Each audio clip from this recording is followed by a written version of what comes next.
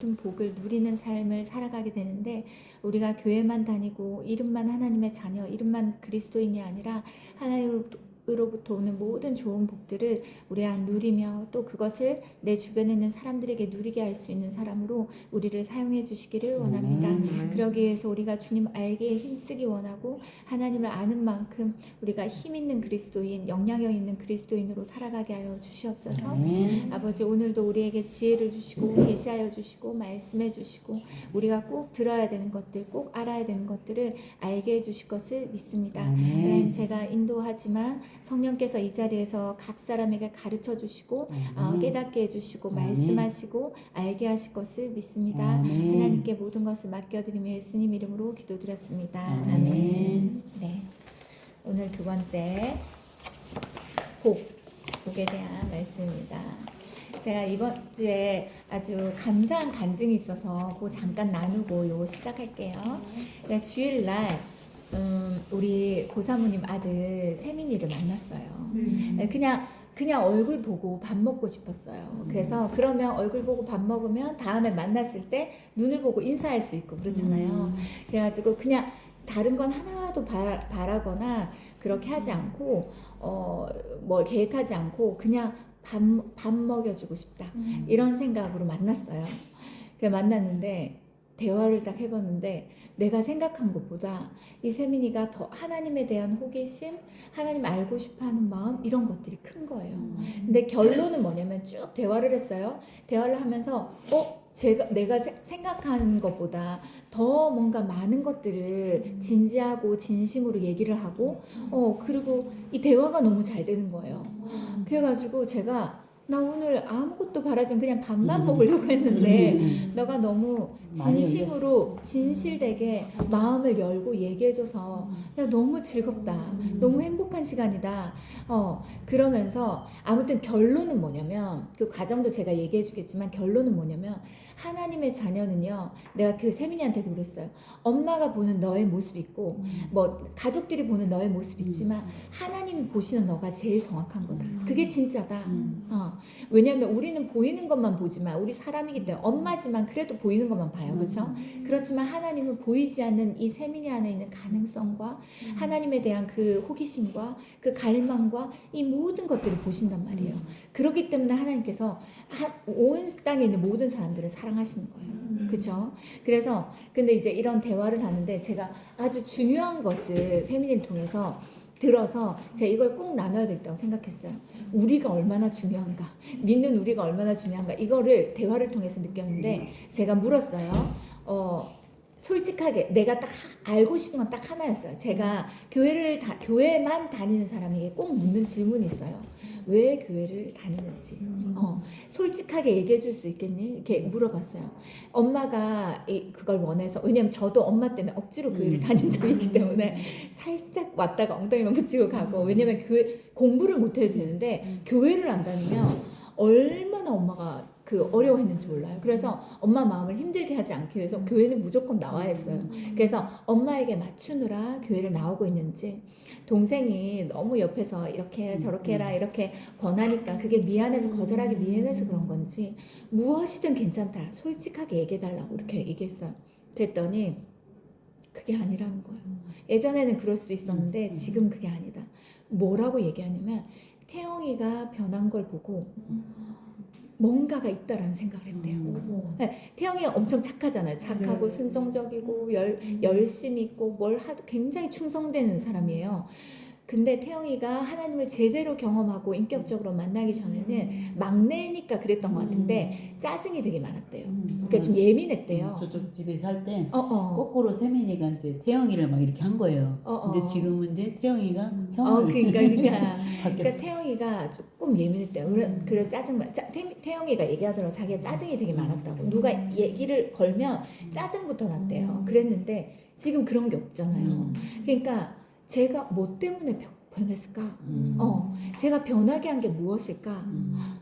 그리고 태민이가 보니까 동생을 엄청 사랑하더라고요. 동생을 되게 아끼고 사랑해요. 그러니까 얘가 주중에는 일하느라 힘든데 주말에는 좀 쉬었으면 좋겠는데 이런 생각이 있는데 계속 교회에 있으니까 처음에는 쉬어야 된다, 주말에 쉬어야 된다 하는데 동생이 너무 행복해하니까 아 뭔가가 있나 보다. 너가 너무 행복하고 즐거우면 그렇게 해라. 그리고는 그 세민이가 동생을 아끼고 사랑하는 그런 마음이 막 대화 속에 다 나오는 거예요. 그러니까 너가 그런 사랑을 받았으니까 이제 형을 위해서 동생이 기도를 하는 그런 관계가 되는 거예요. 그러니까 형제들은 참 소중해요. 하나님 주신 선물이에요. 그래서 그러면서 그런 얘기를 딱 하면서 제 안에 얘에 대한 이런 소망이 굉장히 충만해지는 거예요. 그래서 난 너에 대해서 너무 기대가 되고 그리고 군대에서 2년 동안 찬양 인도를 했대요. 그러니까 태영이보다 그 찬양 인도에 선배인 거예요. 그래서 제가 그리고 기타 칠 때 행복했대요. 이유는 모르겠는데 그 찬양 인도하는 게 굉장히 부담이 되었지만 되게 또 즐거웠대요. 그러면은 부담이 되지만 즐거운 그거는 너의 부르심이다. 너의 달란트인 거야. 그래서 사람들을 지금 만나고 청년부 모임을 갑자기 오고 이렇게 할 필요는 없다. 지금부터 지금까지의 시간 중에 아까운 시간들이 있다면 이제부터는 시간을 허투루 사용하면 안 된다. 그래서 저랑 3가지를 약속을 했어요. 그래서 한 가지는 기타를 다시 배우자. 기타를 다시 배우자. 이건 1대1로 배우는 거기 때문에 사람들로 인해서 너가 불편함이나 어려움은 없을 것이다. 이렇게 기타 배우고, 2번째는 1대1 양육을 했으면 좋겠다. 이런 그룹 양육은 사람들에 대해서, 그러니까 세민이가 이전에 있었던 지역의 성남 거기에서 사람들에게 너무 안 좋은 사람들한테 너무 이 세민이가 되게 착하고 마음도 여리고 되게 순수하고 그런데 이런 사람들을 이용하는 사람들 있잖아요. 그러니까 그런 사람들을 또 상처를 너무 많이 받았어요. 그러니까 이 사람에 대해서 완전 질려버린 거예요. 그러니까 사람들에 대해서 마음을 완전히 닫아버린 상태인 거예요. 근데 그건 주님 안에서 얼마든지 치유될 수 있어요. 근데 아무튼 그 지금 사람들을 접촉하는 것이 너에게 부담이니까 그룹 안에 들어오라고 얘기하진 않겠다. 근데 대신에 너 안에 하나님에 대한 호기심과 하나님을 알고자 하는 열망이 있으니까 1대1로 목사님과 1대1로 그 양육을 받으면 좋겠다. 그리고 너가 알고 싶은 하나님에 대해서 다 물어라. 그럼 그거에 대해서 도와줄 것이다. 이렇게 이제 얘기를 하고 2가지를 약속하고, 또 하나는 주일 예배는 성실하게 진심으로 예배를 드렸으면 좋겠다. 이 공간에 있다고 해서 우리 예배를 하나님이 다 받으시는 게 아니다. 또 교회 온다고 해서 천국 가는 것도 아니고 구원받는 것도 아니다. 너 안에 믿음이 없고 그냥 억지로 나와서 그냥 뭐 끄트머리 앉아가지고 그렇게 예배 드린다고 해서 너에게 영적으로 유익될 게 아무것도 없다.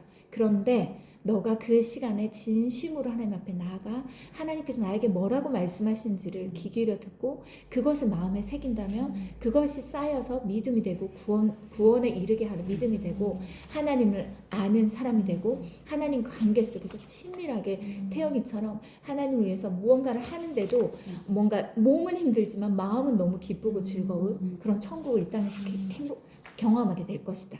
이제 그렇게 해가지고 3가지 약속을 했어요. 그래가지고 이제 했는데 그건 할 수 있겠대요. 그래가지고 와 이게 너무 감사한 거예요. 이거는 내가 할 수 있겠다. 근데 차차 고민해봐야 되는 게 있다. 그것은 청년부 모임에 나와서 이 소그룹 안에서 너무 좋은 사람들이기 때문에 한 사람 한 사람이 그 사람들과 관계 속에서 누리고 얻고 또 배워야 되는 것들을 배우면 좋을 것 같다.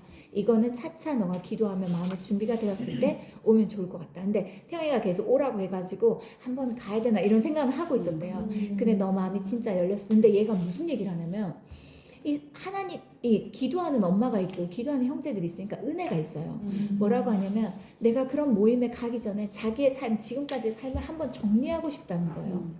이게 얼마나 건강한 생각이에요. 그렇죠? 이게 굉장히 정상적인 생각이에요. 그래서 너무 좋다. 그래가지고 제가 그 치유쌤이라는 게 있어요. 저랑 목사님이랑 내적 치유 연구원에서 하는 주님의 교회 목사님 사모님이 하시는 치유로 박사학위를 받으신, 성서적인 치유로 박사학위를 받으신 사모님이 하시는 2박 3일 치유 세미나가 있어요. 근데 제가 그거를 우리 성도들을 한 명씩 보내봐야 되겠다는 생각을 했어요. 근데 지금 청년들을 먼저 보내고 있어요. 지은이가 먼저 다녀왔어요.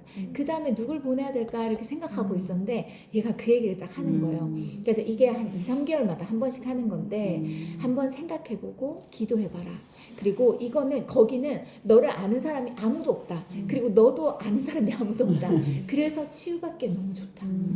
뭘 얘기해도 어차피 보지 않을 사람, 다시는 보지 않을 사람, 뭘 얘기해도 상관없는 사람, 다시 보자. 왜냐면 치유가 교회 안에서 이루어지면 굉장히 좋지만 깊이 있는 치유가 이루어지지 않는 건 다시 볼 사람들이잖아요. 그렇기 때문에 이 진짜 솔직한 어떤 자기 안에 있는 그 죄와 어둠들을 꺼내놓기가 쉽지가 않아요. 그런데 그런 데서는 괜찮거든요. 그래서 그걸 권면해봤었는데 되게 관심 있어 하더라고요. 근데 이거는 생각지 않은 거라 갑자기라 내가 기도하고 고민하고 생각해보겠다 이렇게 얘기를 했어요. 근데 마음이 완전 닫혀있는 게 아니어서 충분히 가능성이 있다. 뭐 당장이 아니더라도 권면하면 한 번은 갈 수 있겠다라는 생각이 들더라고요. 그래서 그거랑 이제 뭐 몇 가지들을 이렇게 얘기를 했어요. 그래서 제가 그 세민이를 딱 만나고 태영이를 만나고 오는데 마음이 얼마나 기쁜지 그리고 잘 만났다는 생각이 드는 거예요. 그냥 얼굴만 보고 싶었을 뿐이고 저는 태영이한테 내가 형이랑 식사를 한번 하고 싶은데 그래도 되는지 물어봐봐. 근데 나는 좋다고 말할 거를 기대하진 않았어요. 그렇지만 계속 찔러는 말이겠다. 싫다 하더라도 또 한 번 얘기해보고 또 한 번. 근데 처음 얘기한 건데 얘가 좋다고 한 거예요. 그래가지고 잘 됐다. 그러고는 이제 식사도 하고 근데 전혀 기대하지 않은 것들을 대화를 통해서 보게 되고 가능성을 보게 되고 소망을 가지게 되니까 얘를 위해서 더 구체적으로 더 깊이 있게 기도할 수 있겠다 그런 생각이 들고 제가 그걸 통해서 딱 느꼈던 건 진짜 엄마의 기도는 너무너무 중요하다. 엄마의 기도. 우리가 보기에는 뭔가가 끊어진, 소망이 끊어진 것 같고 앞길이 보이지 않는 것 같고 뭔가 깜깜하고 뭔가 그렇게 보이는 것 같지만 우리의 기도가 멈추지 않는다면 하나님께서는 계속해서 역사하고 계시고 그 다음에 하나님께서 계속 일하고 계신다. 그렇다면 우리는 어떤 말을 해야 될까요? 우리에게 기도해야 되는 것이 있어요. 우리 엄마들에게 꼭 구해야 되는 것이 있습니다. 뭔지 아세요? 자녀를 볼 때. 이 자녀가 내 태를 통해서 태어났지만 우리에게 엄마의 눈이 아니라 하나님의 눈이 있어야 돼요. 하나님의 눈이 없으면요 우리의 시각으로 계속 아이를 보게 됩니다. 그렇기 때문에 이것도 부족해 보여 저것도 부족해 보여 이것도 깜깜해 보여 저것도 막 답답해 보이잖아요. 그리고 그걸 얘기하게 됩니다. 보이는 걸 말하게 돼 있기 때문에. 그런데 우리가 하나님께 하나님의 눈 하나님의 관점 하나님의 마음 하나님의 시선 이 아들을 하나님이 어떻게 보고 계십니까? 이걸 구할 때 다른 시각이 우리에게 열리게 돼요. 그리고 아이가 뭔가 낙심되어 있고 뭔가 처져 있고 뭔가 우울해져 있어도 하나님의 눈과 하나님의 마음을 가진 엄마는 그거 내 눈에 보이는 육신의 눈으로 보이는 것을 말하지 않고 하나님의 눈으로 보이는 걸 말하게 됩니다. 지금 이렇게 힘들지만 반드시 금방 일어날 거야. 너 안에 너무 많은 가능성이 있어. 너무 많은 잠재력이 있어. 하나님께서 반드시 그걸 쓰실 것이고 그것을 사용하실 거야. 엄마는 그걸 믿어. 믿는 걸 말하고 소망하는 걸 말해야지 자꾸 현실적인 걸 말하면 안 믿는 엄마랑 똑같은 잔소리하는 엄마밖에 안 돼요. 그렇죠? 그래서 우리의 말이 바뀌어야 돼요. 우리의 말이 바뀌어야 되고 우리의 시선이 바뀌어야 됩니다. 제가 우리 영화부 엄마들, 셰마스쿨 엄마들한테 부모 교육을 하는 것 중에 제가 굉장히 중요하게 가르치는 책이 있어요. 그게 뭐냐면 엄마의 기준이 자녀의 수준을 만든다라는 책이에요. 엄마의 기준이 자녀의 수준, 엄마의 기준만큼 자녀의 수준이 만들어지는 거예요. 근데 그게 원래의 책 제목은 그게 아니었대요. 하나님의 기준이 자녀의 수준을 만든다예요. 왜냐하면 엄마는 각자 살아온 경험이 다 다르고 엄마 온전치 않아요. 우리 안에도 너무 많은 해결되지 않은 아픔들이 있고 상처들이 있어요. 잘못된 선입견들이 있고 부정적인 생각들과 경험들이 있어요. 그걸로 인해서 굳어진 잘못된 가치관들이 있어요. 그것으로 아이에게 무언가를 계속 말할 때 아이는 왜곡된 가치관, 왜곡된 자아상, 왜곡된 어떤 가르침과 기준을 만들게 됩니다. 그런데 엄마가 먼저 하나님의 말씀을 가지고 하나님의 말씀이 엄마의 기준이 되어서 하나님 말씀이 엄마의 기준이 된 그 기준으로 자녀를 가르치잖아요. 그러면은 하나님의 말씀으로 충만한 진리로 충만한 그 엄마의 기준이 아이에게 가서 아이의 수준을 만들게 되는 거예요. 결국은 엄마를 통해서 전해지고 엄마를 통해서 영향을 받지만 하나님의 수준이 하나님의 기준이 자녀의 수준을 만드는 것입니다. 그래서 우리의 기준을 하나님의 말씀으로 바로잡아 놓는 것이 이처럼 너무 중요한 거예요. 자녀가 고스란히 영향을 받아요. 진짜 무서운 사실은 뭔지 아세요? 우리가 좋은 것들, 우리에게 있는 좋은 것들도 아이들이 배우지만 우리에게 안 좋은 것들도 아이들이 고스란히 배워요. 무엇을 통해서 배웁니까? 상황을 통해서 배웁니다. 자녀들은요, 제가 엄마들을 가르치잖아요. 여러 책들을 봅니다. 양육에 대한 지혜를 가르치기 위해서. 자녀들은 상황에 대처하는 상황에 반응하는 부모의 모습을 보고 그걸 그대로 학습합니다. 그래서 만약에 놀랄 일이 있었어요. 엄청 예상치 못한 일이 있었어요. 그 예상치 못한 일이 있을 때 엄마의 반응을 보고 이 아이는 나중에 예상치 못한 일을 만났을 때 그 엄마와 똑같은 반응을 합니다. 그 다음에 화나는 일이 생겼잖아요. 막 억울한 일이 생겼어요. 그 억울한 일 앞에서 엄마는 어떻게 반응하는지를 보고 자녀가 억울한 일을 당했을 때 그와 같이 반응합니다. 외로움이 있었어요. 엄마에게 사무치는 외로움이 있었어요. 그 외로움을 어떻게 해결하는지를 보고 자녀는 그 외로움을 해결하는 방법을 배웁니다. 그리고 엄마가 만약에 여러 가지 불편한 일들이 있잖아요. 어려운 일이 있었어요. 관계 안에서 문제가 있었어요. 그거를 옆에서 다 보고 듣습니다. 그리고 그것과 똑같이 합니다. 그게 안 좋은 것이든 좋은 것이든. 그래서 우리가요, 어떤 행동을 아이 앞에서 할 때에 내 아이가 이걸 해도 되는지, 나중에 어른이 되었을 때 이와 같이 반응하고 이와 같이 행동하기를 원하면 그렇게 하면 되지만, 그렇게 하기를 원하지 않잖아요. 아이를 통해서 내 약함이 대물림 되기를 원하지 않잖아요. 내 부족함과 내 죄가 이 아이에게 전해지지 않기를 원하잖아요. 그러면 내 대에 그걸 빨리 회개하고 용서를 구하고 회개하면서 내 대에 끊어야 됩니다. 그러지 않으면 내가 하는 실수, 내가 하는 잘못, 내가 다른 사람을 불편하게 하고 어렵게 하고 상처 주고 괴롭게 했던 모든 것들을 내 자녀가 그대로 친구들한테 하고 있습니다. 이게 얼마나 고통스러운 일인지 모릅니다. 내가 잘못한 것보다 내 자녀가 무언가를 잘못했을 때, 그게 나의 모습을 자녀를 통해서 그대로 보았을 때 그게 얼마나 부모로서 괴로운지 모릅니다.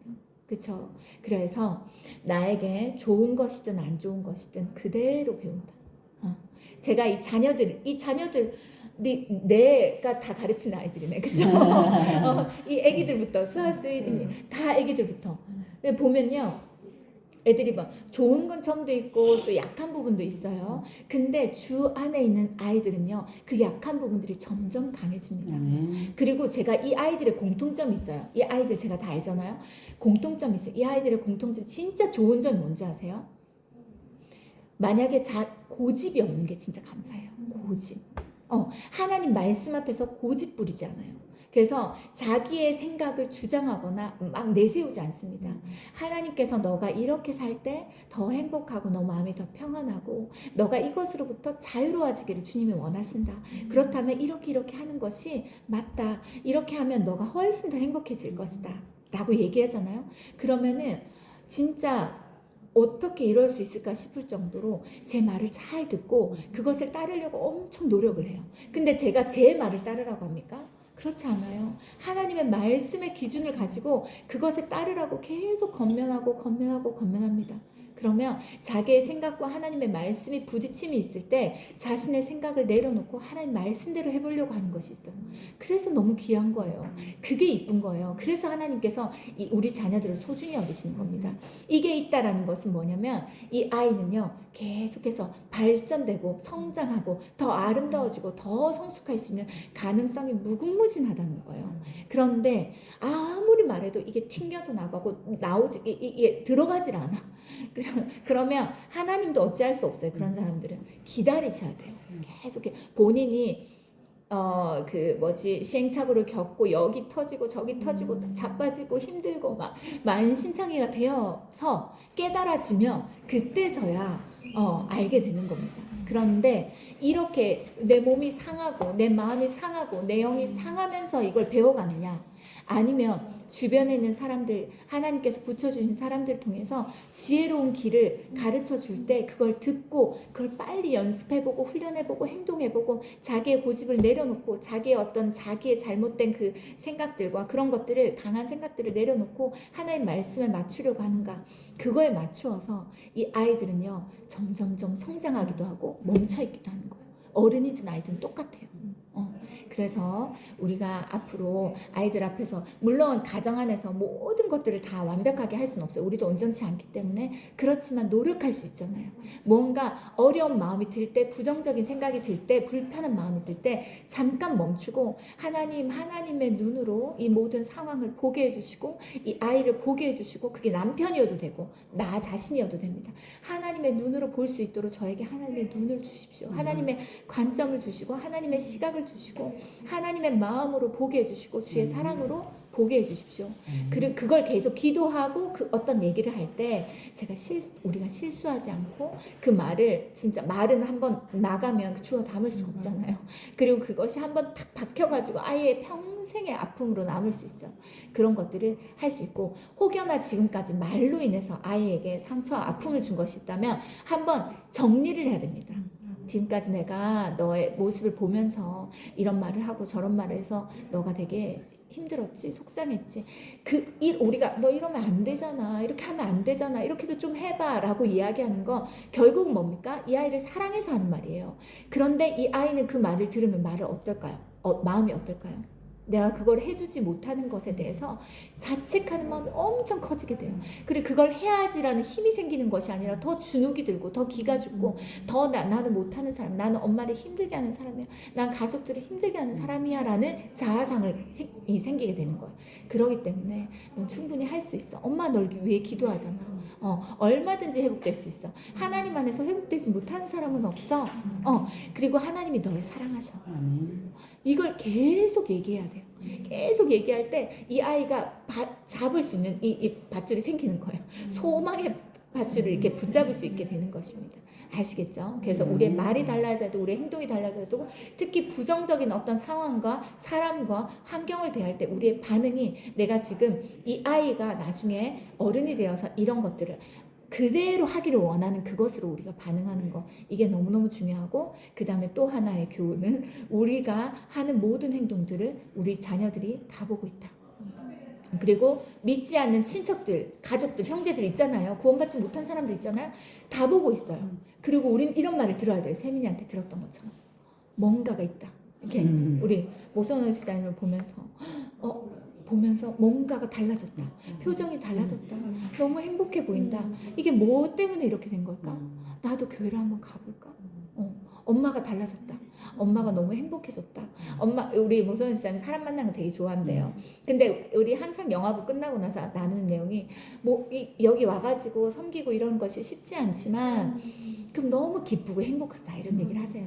사람을 만나서 교제하면서 어디 놀러 다니면서 얻는 기쁨과 차원이 다른 기쁨이 있습니다. 교회 안에서는. 그런데 이런 것들을 사람들의 자녀들에게 막 형제들한테 막 얘기할 때 뭔가가 있다. 그러면 나도 저런 거 갖고 싶다. 나도 저런 거 누리고 싶다. 나도 저런 거 경험해보고 싶다. 이런 사람이 돼야 되는 거예요. 그래서 우리를 하나님께서 말씀해서 너희는 그리스도의 향기라, 그리스도의 편지라 라고 이야기하는 거예요. 우리를 통해서 사람들이 하나님을 아는 거예요.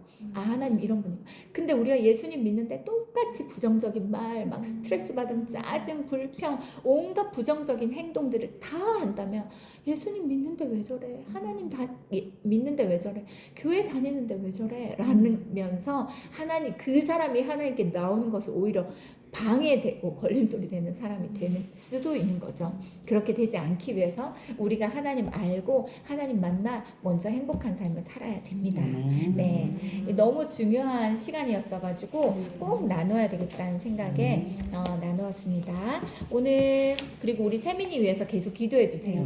그리고 저랑 약속했던 것에 대해서 마음이 변치 않도록 기도해 주시고 계속 우리가 권면하고 기도할 때 하나님께서 그 아들을 하나님의 사람으로 반드시 세우실 것을 믿고 우리 기도하고, 그 다음에 둘째가 민서가 민서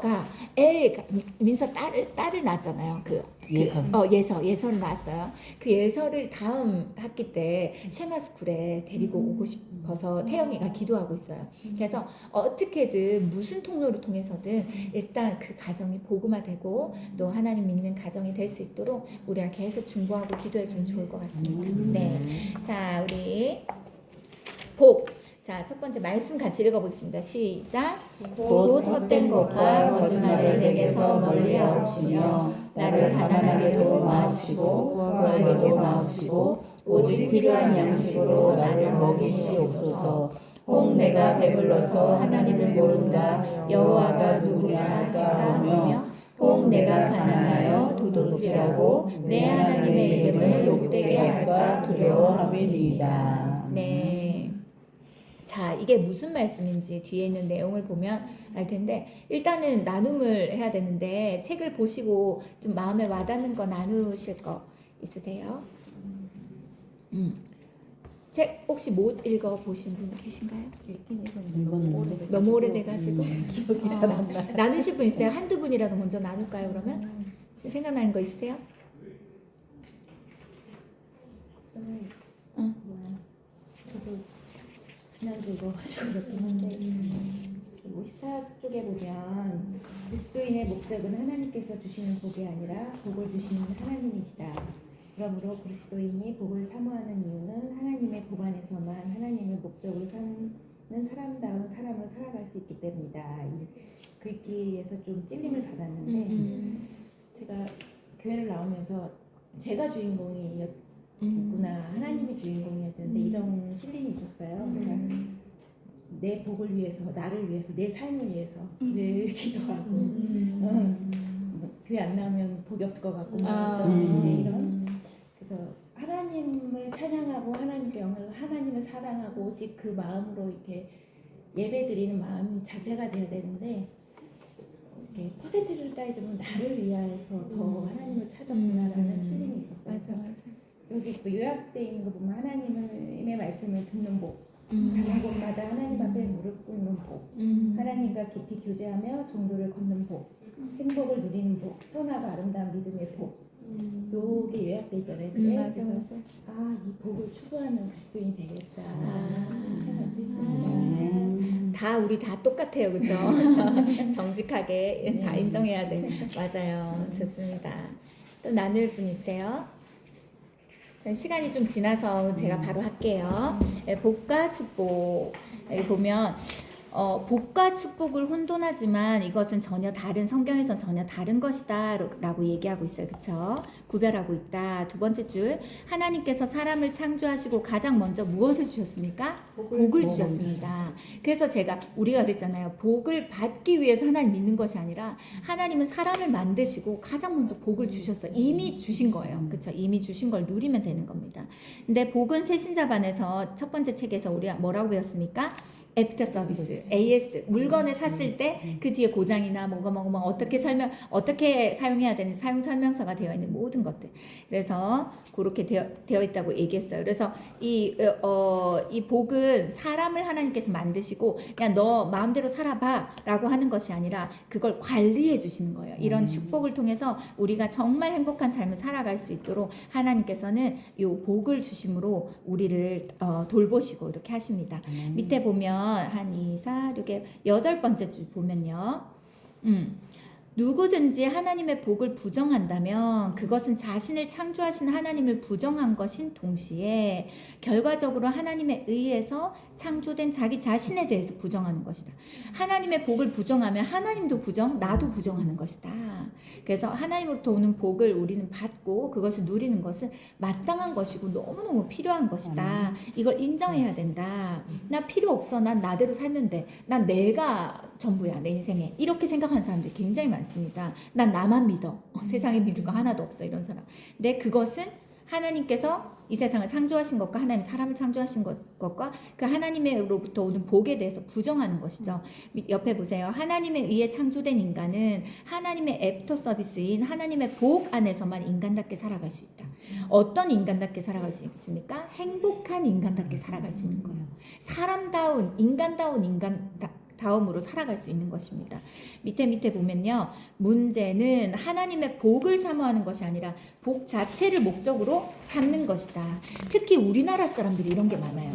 그리고 그 종교에 대한 이런 이 미신적인 이런 것들이 많은 나라일수록 이 복을 추구하는 이것이 샤머니즘적인 것이 몸에 배어 있습니다. 영적으로. 그래서 우리나라에 복음이 들어오기 전부터 우리 나라만에 여러 가지 우상숭배들이 있었습니다. 근데 거기에 기독교가 더해짐으로 뭔가 이게 이 짬뽕이 된 거죠. 그래서 이러면 안 되고 이렇게 하면 복을 못 받고 이렇게 하면 복을 받고 이렇게 돼버린 거예요. 근데 그렇지 않습니다.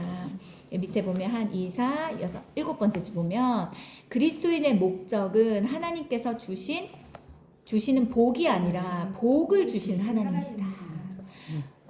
복을 주시는 하나님이시다. 복에 관심을 가질 것인가, 복을 주시는 하나님을 가질 것인가, 그겁니다. 그러므로 그리스도인이 복을 사모하는 이유는 하나님의 복 안에서만 하나님의 목적으로 삼는 사람다운 삶을 살아갈 수 있기 때문이다. 이게 무슨 말일까요? 우리가 복을 사모해야 되는 이유는 이 복 안에서 내가 살아가야 돼. 이 세상을 살아가야 되는 목적과 이유와 모든 것들을 찾는다는 거예요.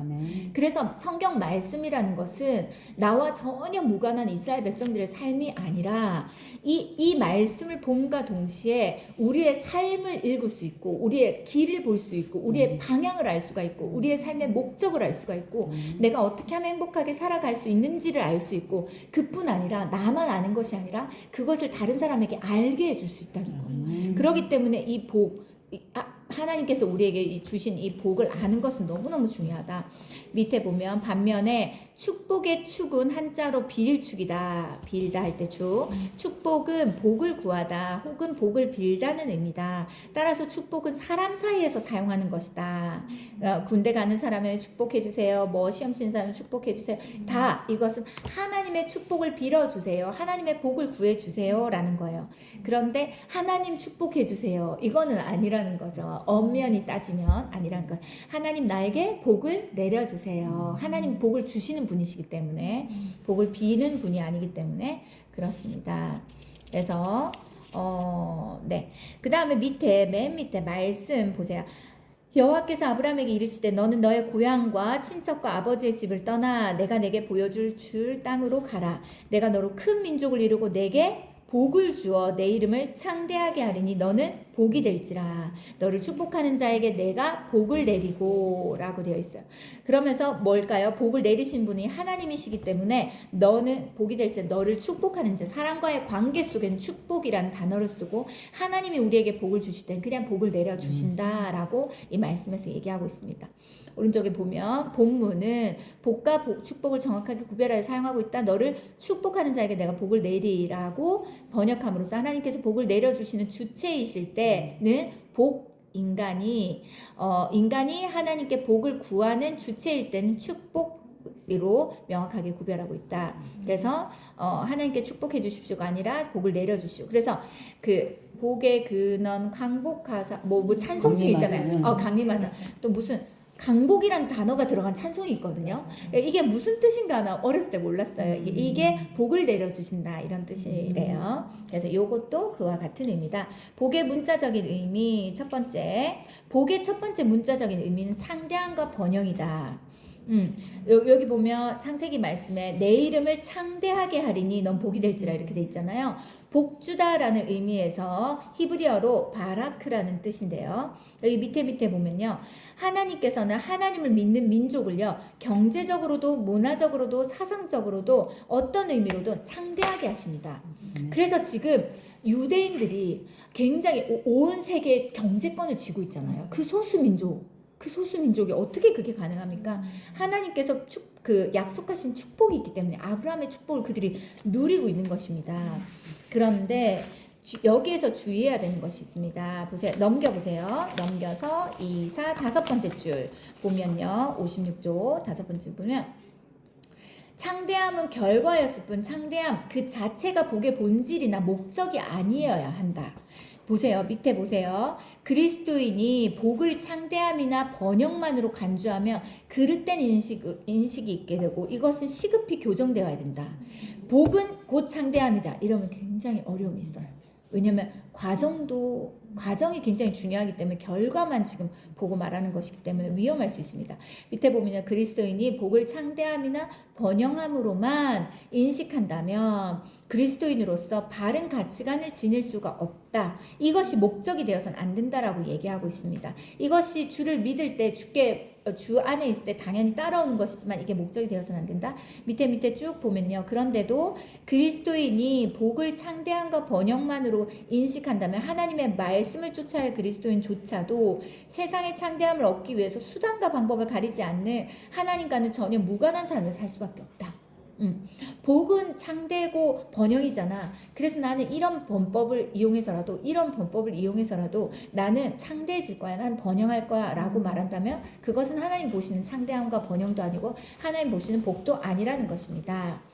자, 오른쪽에 보세요. 여기 밑에 이제 압살롬과 다윗에 대한 이야기가 쭉 나옵니다. 압살롬이 왕의 그 자리를 탐하고 자기가 왕위를 오르고 싶어 결국 무슨 일을 합니까? 다윗의 후궁이었던, 그러니까 자기의 어머니 뻘인 그 어머니를 범하는 일이 있습니다. 공개적으로. 그래야 그 다음 왕권이 나에게 온다라는 것이 있기 때문에 그렇습니다. 그런데 어떻게 했습니까? 결국은 압살롬은 다윗의 왕의 군대에 의해서 죽었습니다. 처참하게. 그쵸? 누가 보아도 압살롬이 천하의 왕이 된 것 같았지만 그렇지 않았습니다. 이는 실패했고 창대한 것도 번영한 것도 아니었습니다. 무엇이 중요합니까? 이 목적을 이루는 것보다 방법이 중요하다는 것입니다. 방법. 그렇죠? 그래서 다윗이 내가 왕이 되지 않았으면 이 아들이 죽지 않았을 텐데 내가 왕의 자리가 있으니까 왕의 자리를 탐하는 아들이 결국 죽음을 당하게 되는 것을 마음 아파합니다. 57조 맨 밑에 보세요. 결코 인생의 목적일 수 없는 창대함을 한순간에 인생의 목적으로 삼았다가 다윗은 아들도 잃고 후궁도 잃고 수많은 백성의 생명마저도 잃어버렸다. 다윗이 누구를 범했습니까? 간음으로 범했던 사람이 누굽니까? 밧세바. 밧세바의 남편이 누굽니까? 우리야. 우리야를 죽이면서까지 밧세바를 얻기를 원했던 것을 누가 보았습니까? 압살롬이 보았습니다. 자기가 원하는 것을 얻기 위해서 저렇게 해도 되는구나라는 것을 본 거예요. 우리가 아까 나눴던 거랑 똑같아요. 부모가 어떤 문제에 대해서 자기의 욕망을 위해서 뭘 하는지를 보고 그 자녀들이 자기의 욕망을 이루기 위해서 그대로 따라합니다. 욕심과 욕망을 이루기 위해서. 자, 그러니까 결국은 압살롬을 이렇게 만든 것은 다윗인 것입니다. 자, 밑에 보세요. 우리가 창대함과 번영을 삶의 목적으로 삼는다면 창대함과 번영은 우리에게 복이 아니라 자기 파멸의 지름길이 되고 만다. 밑에 보세요. 기복신앙은 하나님을 이용하여서 자기 목적을 성취하려고 하는 것이다. 기복신앙은 하나님을 이용하는 것이다 라고 되어 있어요. 그리고 복의 첫 번째는 번영과 창대라고 했고 두 번째는 무엇입니까? 복의 문자적인 의미 행복입니다. 행복이란 단어가 성경 전체에 딱 한 번 나옵니다. 제가 찾아보니까 딱 한 번이더라고요. 보세요. 내가 오늘날 내 행복을 위하여 내게 명하는 여호와의 명령과 규례를 지킬 것이 아니냐. 우리의 행복을 위해서 무엇을 지켜야 된다고요? 하나님의 말씀에 순종할 때 우리가 행복하다. 자, 여기 보세요. 우리말로 행복이라고 번역된 히브리어는 토브다. 이것은 복이라는 의미다. 하나님께서 주시는 복은 행복이다. 세상에서 창대함과 번영은 얻었는데 관계가 깨지고 싸우고 그렇다면 사람을 잃는다면 이것은 결코 하나님께서 주신 복이 아니다. 하나님은 우리에게 복을 주실 때 이렇게 주지 않으십니다. 사람을 잃고 배신 당하고 관계가 깨지고 형제와 다투고 이러면서 하나님께서 우리에게 복을 주시지 않습니다. 밑에 보면 하나님께서 주시는 복은 자신의 상황이 어떠하든지 더불어 사는 사람들과 행복을 누리는 것이다. 상황이 어떠하든지 내 주변에 있는 사람들과 행복을 누리는 것, 이것이 주님으로부터 오는 복이라는 것입니다.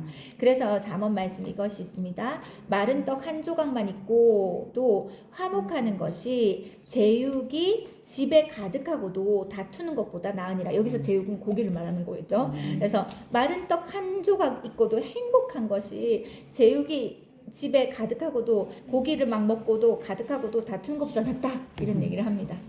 그래서 제가 가끔 이제 우리 혜니가 친구 집에 놀러 갈 때가 있어요. 근데 이제 얘들 친구들이 너무 부유해도 너무 부유해요. 그러니까 우리가 생각할 수 없는, 상상할 수 없는 부유한 애들이에요. 막 집안에 그냥 주택인데 엘리베이터가 있고 문이 교회 이 정문보다 훨씬 더 크고 이렇게 샹드리에가 호텔에 나서 볼 수 있는 그런 거가 있고 그래서 가면 눈이 튀둥그레진대요. 이런 게 집안에도 있네. 그러면서 그런 얘기를 하잖아요. 그러면 내가 물어봐요. 그런 거 보면 너 부럽지 않아? 나도 이런 집 살고 싶다, 이런 거 생각되지 않아? 이런 거 물어봅니다. 그리고 안에 노래방도 있고 체육관도 있고 별의별 게 다 있어요. 차원이 다른 부유함입니다. 그런데 그러지 않아? 그럼 물어보면은, 그리고 기죽거나 이러지 않아? 비교되지 않아? 그러면 무슨 말을 할까요? 무슨 말 할까요? 이 말씀을 얘기합니다. 우리가 집이 좁고 우리 뭐 작은 방에서 말해도 큰 방에서 다 들리고 뭐 개인 공간이 없어요. 그런데 막 다 들려 다 할 수 있어요. 복작복작 살아요. 그런데도 우리 행복하잖아. 그게 제일 좋은 거야, 엄마. 그래서 그게 아이에게는 그게 가치라는 것을 큰 집에 살고 부유하게 살고 막 누가 봐도 부러울 만한 그런 집에 사는 것보다 왜냐면 그 집엔 믿음이 없었거든요. 그 부모가 믿음이 없었어요. 그래서 그러니까 우리가 하나님에 대해서 얘기할 수 있고 뭐 한 가지 된장찌개 하나 끓여도 깔깔거리면서 그거 먹을 수 있고 얼마나 행복하냐고 충분히 아무렇지도 않고 괜찮다고 이렇게 얘기하는데 나를 위로하려고 말을 하는 거지. 진짜 그런 건지 모르겠지만 아무튼 그런 얘기를 하더라고요. 행복이 훨씬 더 중요합니다. 자, 보세요. 제사의 그 제육이라는 것은 제바흐, 제사의 제물을 뜻하는 것이다. 그리고 유대인은 가장 좋은 것을 하나님께 제물로 드렸다. 그래서 제바흐는 가장 좋은 것의 상징이다. 가장 좋은 것이 집에 가득하고도 다투는 것보다 나는 이게 고기인 줄 알았는데 아니었나 봐요. 이 말씀을 통해서 제사의 제물이니까 고기지. 뭐. 그러니까. 그러네. 그러면서 밑에 보면 양화진에 카톨릭 성지의 절두산이라는 것인데 우리 애들 데리고 양화진 가보고 선교사님들 무덤이에요. 거기 전도행 때 갔었는데 거기 밑에 절두산이 있고 성모 마리아상이 있고 촛불에 뭐 이렇게 기도제물 바치는 게 있대요. 거기 기도제물 보면 시대를 알 수가 있대요. 근데 여기 보세요. 맨 밑에 보세요. 세 번째 바로 위에 우리의 부모가 억만금의 유산을 남겼어도 그로 인해서 형제간의 행복이 깨져버린다면 그것은 절대로 복이 아니다. 왜냐하면 요즘 형제간의 싸움이 엄청나게 늘고 있답니다. 칼부림이 일어나고 있고 근데 그게 대부분 뭐 때문입니까? 돈 때문에. 유산 때문에 자녀들 조금이라도 편하게 앞가림 하라고 열심히 돈 모아서 줬는데 결국은 그걸로 피 터지게 싸우고 재판하고 난리가 납니다. 밑에 보세요. 복의 세 번째 문자적인 의미는 선함과 아름다움이다. 여호와께서 이르시되 내가 내 모든 선한 것을 내 앞으로 지나가게 하고 여호와의 이름을 내 앞에 선포하리라. 나는 은혜 베풀 자에게 은혜 베풀고 긍휼 여길 자에게 긍휼을 베푸는 것이다. 우리말로 선한이라는 으로 번역된 히브리어는 투브 역시 복을 뜻한다. 복을 뜻한다. 여기 보면 여기 보세요.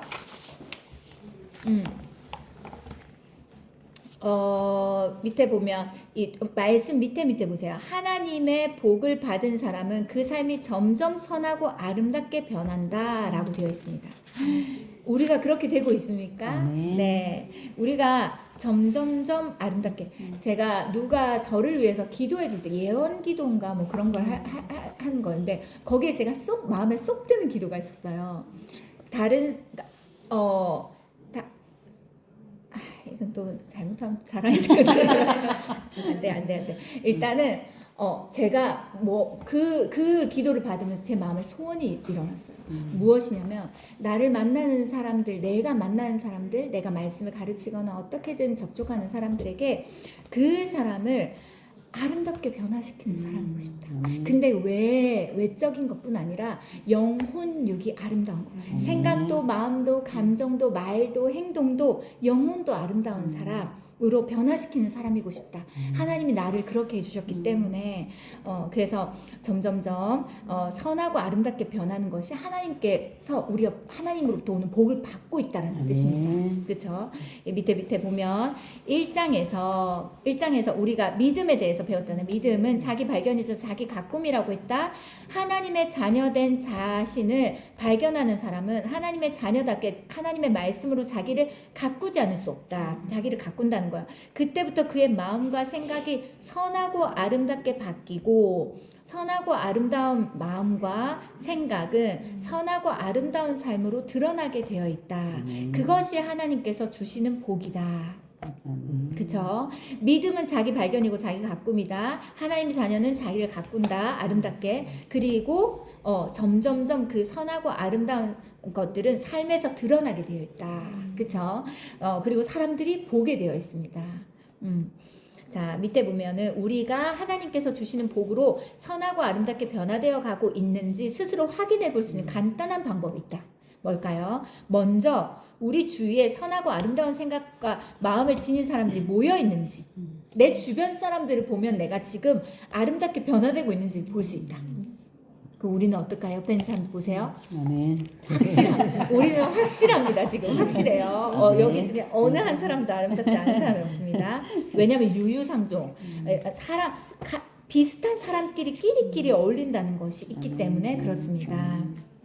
우리가 예수님 믿기 전에 만났던 무리와 그걸 한번 생각해 보세요. 다르죠? 모이면요, 뭐부터 합니까? 제가 엄마들 모임을 한번 가봤더니 세상에 남편 자랑부터 시작하면 안 되잖아요. 일단 욕부터 시작해요. 남편, 왜냐면 남편 까는 것부터 먼저 시작하고 그 다음에 남편 그래도 내 남편이 뭐 이것도 해주고 저것도 해줬어 라고 얘기해요. 사실 이걸 말하고 싶어서 이걸 말하는 거죠.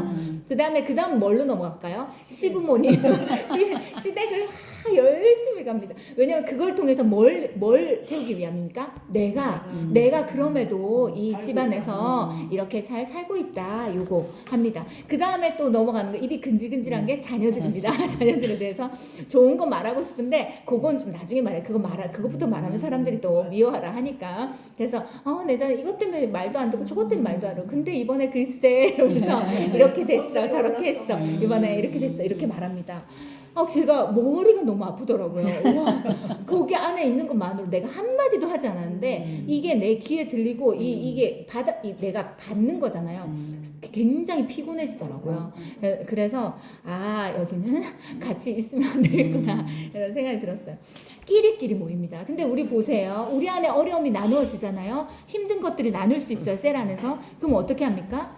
그것에 영향받는 것이 아니라 오히려 그걸 위해서 기도해 주잖아요. 그쵸? 같이 울고 같이 웃으면서 기도해 주잖아요. 그쵸?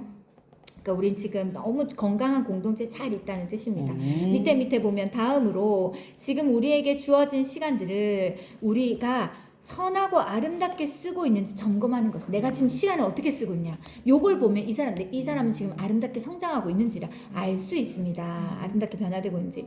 1초 1초 흘러가는 시간이 쌓여 우리의 일생이 되기에 지금 우리에게 주어진 시간을 진리 안에서 선하고 아름답게 쓰는 것은 결국 우리의 일생을 선하고 아름답게 가꾸는 것이다. 그래서 마지막으로 우리의 주위에 있는 사람들 가운데 우리로 인하여서 인생이 새로워지고 있는지를 보는 것이다. 자, 세 가지입니다. 첫 번째, 시간을 어떻게 사용하냐. 첫 번째, 내 주변 사람이 어떤 사람들이 있냐. 유유상종. 두 번째, 시간을 내가 지금 어떻게 사용하고 있냐. 내가 선하고 아름답게 가꾸는데 시간을 사용하고 있냐. 세 번째는 뭡니까? 우리 주위의 사람들에게 사람들을 새롭게 하고 있는지. 우리로 인해서 그들의 인생이 새로워지고 있는지, 좋은 영향을 받고 있는지, 아름다움의 영향력을 받고 있는지, 그쵸? 좋은 변화를 나를 통해서 그들이 경험하고 있는지. 그 다음에 옆에 보세요. 우리가 선하고 아름다운 삶을 살면 우리가 아무 말 하지 않아도 누군가의 인생이 변하게 되어 있기 때문이다.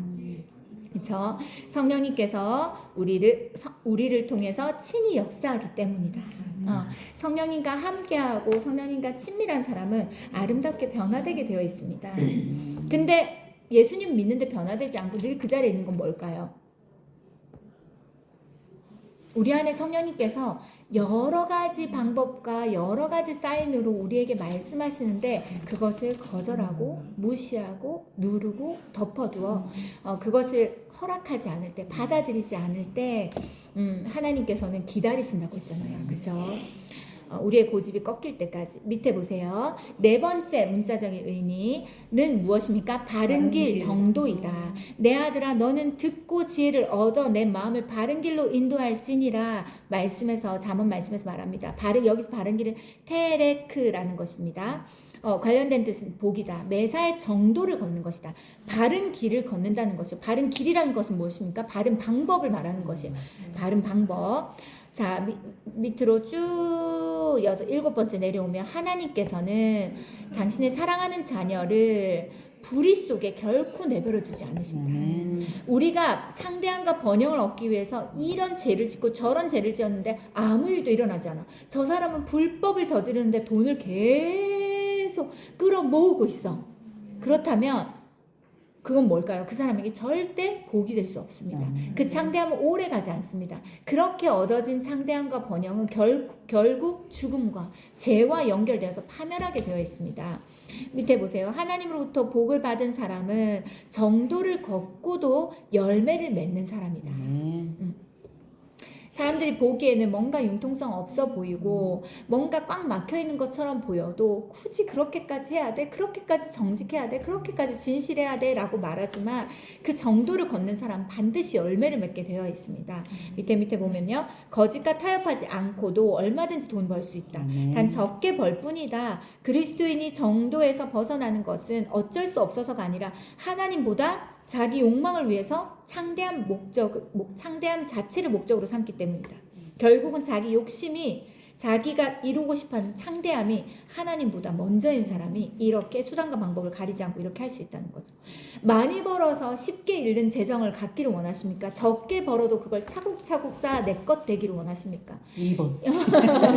네, 이게 지혜로운 거예요. 적게 얻어도 세워나가지 않는 거, 진짜 내 재산이 될 수 있는 거, 이것으로 하나님께서 불리시고 풍성하게 하시는 거, 요것을 하나님께서 원하시는 거죠. 보여줘요, 그게. 맞아요. 그 밑에 보면 그리고 하나님부터 복을 받은 사람은 자신이 정도를 걷고 얻은 결과에 만족한다. 비교하지 않습니다.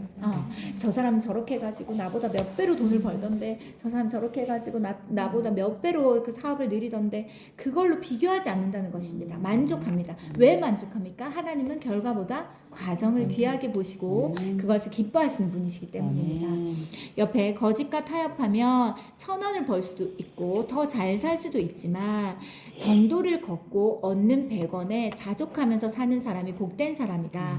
정도를 걷고도 얻은 열매 그것만 진정한 우리의 것이다. 그래서 아까 맨 처음에 초반에 읽었던 말씀이 이것 때문인 것입니다. 그래서 밑에 보세요. 후유증 없이 우리의 것이 될 수 있는 것은 우리가 정도를 걷고 얻은 것뿐이다. 쉽게 얻은 것은 쉽게 잃어버릴 수 있다는 것을 꼭 기억해야 됩니다. 그 다음에 이때 보세요. 그래서 이 목사님이 아이들 어렸을 때 가훈을 4가지를 했다고 합니다. 정심, 정사, 정도, 정행. 이 다 한자인데 바른 마음, 바른 생각, 바른 길, 바르게 걷자. 이겁니다. 바른 마음으로 바른 생각을 하고 바른 길을 바르게 너무 좋다, 그렇죠? 그래서 이렇게 이것이 후유증 없는 복된 삶인 것을 믿는 믿음에서 나온 가훈이었다. 마지막으로 복에는 하나님 앞에 무릎을 꿇다라는 것이 있습니다. 하나님께 가까이 나아가다라는 것입니다. 자 보세요. 솔로몬이 이스라엘의 모든 회중 앞에서 이 말씀에 보면 무릎을 꿇고 하늘을 향해서 손을 폈다라는 것이 있습니다. 이것이 진짜 복입니다. 63조 위에 보면요. 첫 번째 줄 우리말로 무릎을 꿇다라는 것이 무엇입니까? 복주다, 바라크라는 의미인데 복은 매 순간 하나님 앞에 무릎 꿇고 하나님께 더 가까이 나아가는 것이다. 우리가 왜 이렇게 생활하면서 예수님 믿는 사람 어구 주여 이렇게 해요. 연예인들 중에도 크리스찬이 많잖아요. 그러니까 예능을 하고 있는데 어구 주여 이렇게 나올 때가 있어요. 그렇죠? 이게 입에 배어 있어요. 왜일까요? 우리가 문제가 있을 때 놀랬을 때 우리가 가장 먼저 주님을 찾는 거예요. 그렇죠? 이게 내가 그 자리에 무릎을 꿇지 않아도 하나님 앞에 기도로 나아가고 있다는 거예요. 하나님 찾고 있다는 것입니다. 그래서 이 부분이 굉장히 중요한데요. 63쪽 윗부분에 자 보세요. 우리의 일이 너무나도 창대해져서 우리가 하나님께 가까이 나아갈 여유도 하나님 앞에 무릎을 꿇을 시간도 없다면 그것은 하나님의 복이 아니다. 그래서 조금 부족하고 뭔가 부족함이 있다라는 것은 사실은 감사한 거예요. 인간을 아시는 하나님께서 그것이 있기 때문에 하나님 앞에 나아가고 무릎 꿇을 수 있다는 것입니다. 인간이 모든 것이 완벽하면요 하나님을 찾을 수 없는 사람이 존재라는 것을 하나님이 아시는 것이죠. 근데 보세요. 하나님의 복을 받은 사람은 시간이 갈수록 하나님과 더 가까워지고 나이가 들수록 하나님께 더 무릎 꿇는다. 그래서 하나님께 복 받은 사람의 특징입니다. 하나님께 복 받는 사람은 시간이 갈수록 하나님과 가까워지고 나이가 들수록 주님께 무릎 꿇는 사람이다.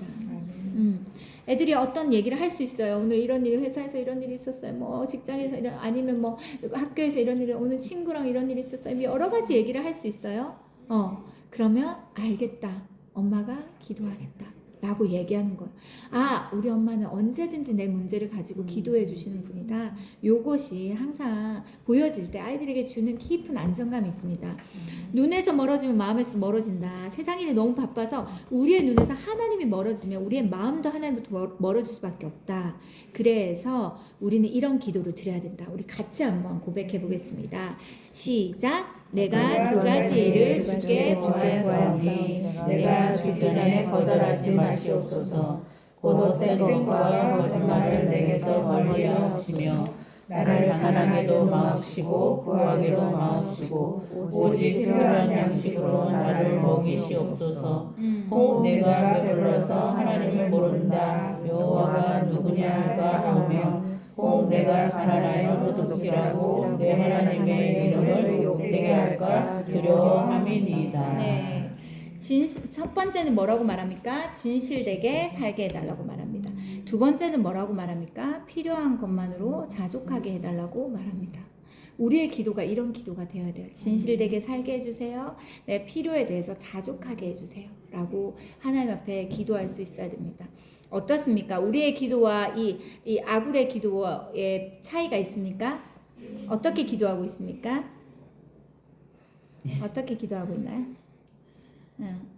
우리가 무엇보다도요, 사실 세상 사람들도 그렇고 믿는 사람들도 그렇고 물질에 의해서 이 복을 평가하고 비교하는 경우들이 너무 많습니다. 누군가가 가난하고 부족하면 그 사람이 뭔가 복이 없는 사람인 것 같고, 어떤 사람이 부유하고 뭔가를 많이 누리고 있으면 그 사람 되게 복 받은 사람인 것 같고, 근데 그렇지 않습니다. 하나님, 제가 아까 말했잖아요. 하나님 보시는 것과 사람이 보는 건 다릅니다. 어쩌면 가난해도 하나님을 진실되게 믿고 기도하며 골방에서 기도하며 하나님의 뜻을 이루려고 하는 그 사람이 하나님께서 보실 때는 가장 복 받은 사람이 될 수도 있습니다. 그래서 네, 오늘은 이까지 하도록 하겠습니다. 이까지 하고 우리가 다음 주에 또 이제 계속해서 나아가는데 미리미리 책을 한 번 더 읽고 오시면 훨씬 더 좋은 시간이 되실 거예요. 그리고 또 이렇게 만약에 그냥 흘려 듣는 것들이 또 있을 수 있잖아요. 그러면 집에서 한 번 더 들으시면 또 도움이 되실 것 같습니다. 제가 기도하겠습니다. 시간이 저렇게 된지 몰랐어요. 기도하겠습니다. 하나님 감사합니다. 오늘 또 우리가 하나님의 그 복에 대해서 여러 의미를 성경적으로 또 보았습니다. 하나님, 저희들은 세상 사람들이 말하는 복이 아니라 누군가가 인정해주는 복이 아니라 하나님이 보시는 복, 하나님이 인정하시는 복, 하나님이 기준에 의한 복, 그런 복을 누리고 받고 그 복을 나눠줄 수 있는 사람 되게 해주실 것을 믿습니다. 하나님, 우리가 어느 때에도 무릎으로 주님께 가까이 나아갈 수 있는 그런 하나님의 자녀들 되게 해주시고, 예, 하나님을 얻는 것이 세상의 모든 것을 얻는 것보다 더 귀하게 여길 수 있는 우리가 되게 해주시기를 원합니다. 하나님보다 하나님 주신 복에 관심을 갖는 것이 아니라 그 복은 하나님을 얻으며 같이 온다라는 것을 잊지 않는 우리가 되게 하여 주시옵소서. 아버지, 오늘 우리에게 말씀해 주셔서 감사합니다. 예수님 이름으로 기도드렸습니다. 아멘.